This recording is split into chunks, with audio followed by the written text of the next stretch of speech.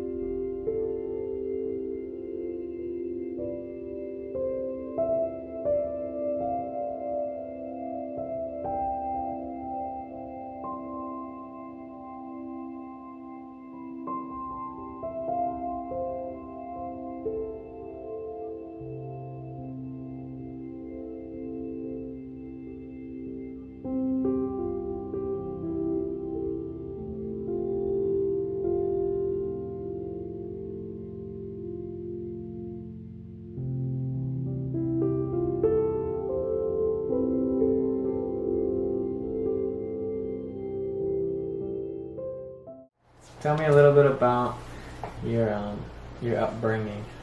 What was your childhood like? So growing up, I would say I had somewhat of a normal childhood. My mom did literally everything that she could to keep food on the table for our family, a roof over our heads. And my dad pretty much became my best friend because my mom was working 3 jobs.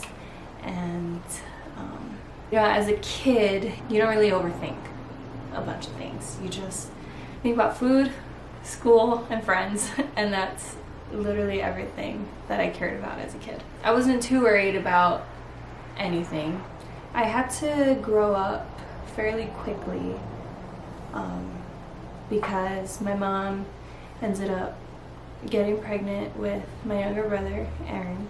Fun fact, I have 3 older siblings from my dad's side, and I have 3 other siblings from my mom's side, and Aaron is my only full sibling. Anyways, my mom and dad have their own testimony. So my mom got pregnant, had my younger brother, and I had to grow up really quickly because I needed to take care of him. My mom pretty much went right back to work after, and sometimes watching my younger brother, sometimes I didn't even know where my dad was. Sometimes I didn't even know if he was gonna come home for the night. It's only the beginning and I don't want to cry. I remember sometimes having to sleep over my neighbor's house because my dad was just MIA. My mom was working. So around 8 years old is when my parents got a divorce. Only God knows why. My parents are 2 different people. And I'm saying 2 different people. Both have very, very different personalities. My mom is more, when people see her, people think she's very intimidating and and she's mean. She's not. My dad, on the other hand, is like this huge teddy bear. People immediately love him because he's hilarious. Like, you meet him for the first time and he just wants to make you laugh. I'm pretty sure after their divorce is when I really started to question things. I started to wonder a lot. Why? Why this? Why that? Why did you guys have to get a divorce? Why do we have to keep moving from house to house to house to house? It was very draining. It was very exhausting. Very, very exhausting. I am, though, very, very thankful for the people who have, brought us in, when we didn't have a place. I can only imagine how my mom was feeling throughout this whole process. I mean, being a mother now, takes a lot of sacrifice. And I give a lot of credit to my mom because she was strong, and I look up to her for that. As a kid, a teenager, something I've always desired to have was stability. It plays a huge role in a child's mental health. And I didn't notice that I had issues until looking back on it now. Yeah. I think since their divorce, that's when my anxiety started. There's different levels of anxiety. There's that surface level where, you know, everybody gets it during a job interview, whatever. But this anxiety was way deeper than that because I needed to know that we were going to be okay. I needed to know how we were going to get on to the next day. My mom did a really good job, like I said before, but, you know, as the older child in the house, you want to help in any way possible, right? So my mom, she always had a love for Jesus. Her dad and her mom, my grandparents, raised all of us in a congregational church down in Wamanalo and in Waikane. I can't speak on my mom's walk with God, but I knew that she always wanted me and my brother and my other siblings to grow up knowing who Christ was, who Christ is. And so I guess I just spent the rest of my teenage years searching for that, searching for answers, I guess. Growing up as a kid, what was your relationship with God like? Or what was your perspective on God? Did you believe in Him? I believed that He was a thing. I didn't have my own relationship with Him as a kid. I kind of just went based off of my mom's faith and who Jesus was to her, but I never understood who He was. But as a kid, I've never really witnessed who He was or how He worked. I just felt like He was just a huge and mighty thing, and He just lets whatever happen in the world. Were there any things that may have happened in your childhood that prevented you from seeing God as a loving Father and having a personal relationship with Him? There's a few things that come to mind. Me being a kid, I was molested by very close family members that I have never shared it with anybody, but getting molested at a young age was very traumatizing for the future, and that was the first time I got opened up to that whole area of life, the whole sex thing. Most people don't talk about it, but I really feel like it's something that needs to be brought to attention because, there's a lot of secrecy and not a lot of confrontation, I guess. That set me up thinking sex is okay or this is normal kind of thing. I thought it was normal. And taking that into my teenage years, it was just everywhere I went. It made me uncomfortable, honestly. And I didn't notice that it had such a huge toll on me until I had anxiety attacks. So eventually my mom got remarried, and this guy was different, and I felt it when I first met him. It was weird because there was things that happened throughout their marriage that was really tough on both me and my brother. It ended up being a very abusive relationship. He had an alcohol problem. It was a struggle. It was a struggle coming home every day from school because we knew that it was just gonna happen again. He was very abusive with his words, and sometimes even physically abusive to my mom.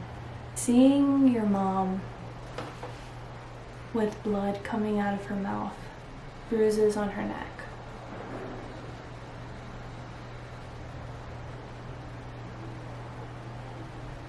it was very hard. It was very, very, very hard. And I remember crying out to God, why? Just why? Like, I was screaming why. And just the tension of it was so strong, and it was completely the work of the enemy, you know. That's one of the worst things that a kid could ever experience in their lives, is their mom getting beat up by her husband, you know. And that made me scared of getting married, because I've only ever seen it ending in divorce or someone getting hurt, you know. Yeah, so that was just a couple things that held me back from seeing who God really was, because I felt like no matter how hard I prayed, it just would get worse. Situations would get worse, and it just felt like he wasn't listening to me. It didn't feel like he was there at all, you know. But at the same time, I still had this weird sense of peace in the back of my mind, like it's gonna be okay kind of thing. And I knew that my faith was what was gonna keep our family moving in the right direction, which is the weirdest thing to me.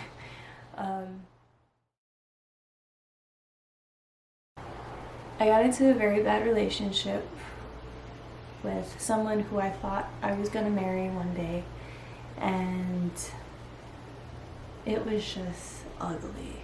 It was ugly. I ended up losing my virginity to him. I was 16 years old, and I thought he was the one. But the fruits that he was bearing, that I was bearing, were so different, you know. I wanted good and healthy fruits, but what he was giving me was dead and rotten. Dead and rotten fruits, you know. His tree was all kind of broken already. But I followed his lead. Like, I'm just thankful that it didn't go too far. I got into smoking pot almost every day. I got into looking for parties to get drunk at every weekend. I even remember like showing up to church to worship on Sunday hungover. Wow. There was a point where I pretty much living a double life here. I had church in one hand, him on the other hand, and it was just not balancing out well, you know. And this was a life that I was trying to hide from my family, no matter what they told me, just secrets and lies. To a point where I was just over it, and I knew that there was something else for me in the other hand that would be so much better if only, you know. You cannot change a person. You don't have that kind of power. You don't have that ability to change a person. And I thought, because I was a Christian and he wasn't, that I could change him, and that once he changes, we're gonna get married and blah blah blah. No, you can't change a person no matter how hard you try. It's only gonna make things worse. And I figured that out the hard way. So if I could just save you a little time, just chill. So at what point in your life would you say your relationship with God really started and became a real thing to you, and your perspective on him changed? So I broke up with the dude, and the very last night of the youth camp is when, I'll never forget, Pastor Alex Michelle, he preached an amazing word, and then afterwards he did the baptism of the Holy Spirit, and in that moment was when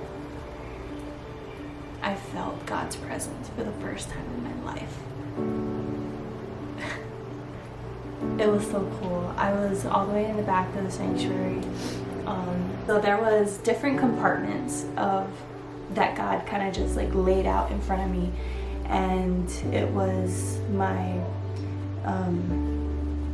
family situation, my relationship situation, church situation, drugs and alcohol situation, and I just came to a point where I was just tired, physically, emotionally, spiritually, just drained, because it was like, picture me as an octopus with like 8 different legs or arms, and I was just holding on to all of these things, trying to keep them all together, and then after God just like organized everything in front of me, in that very moment I was able to literally release everything to God.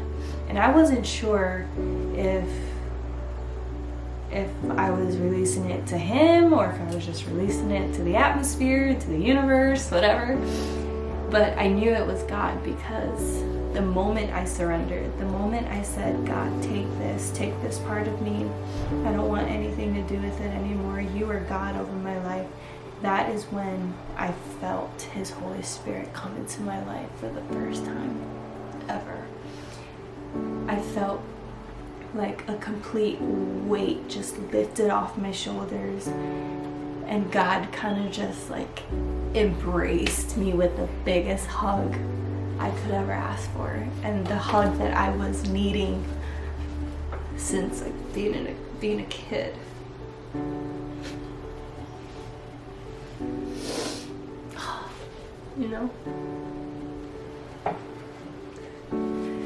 But yeah, it was just like a huge embrace. Like the Father's arms was just wide open, and I ran in there. I ran into his arms like my life depended on it. Got this huge like rush of safety and comfort, and just that feeling that he was telling me, now I can be God of your life. It's funny because we think we're in control of our lives, but then everyone has a breaking point, and we're created with a hole in our heart that only God can fill, And in that moment was when I realized that. And once we got back from the church camp, I knew that breaking up with this guy was the thing that I needed to do in order to put God first in my love life and come back to my first love, which is Jesus. I was giving too much attention to the world, to guys' relationships that meant nothing, when really God was the one that wanted to be in those spots. He wanted to be first in every part of my life. Looking back on my testimony, it's like I can say these things now, and like I can talk about it freely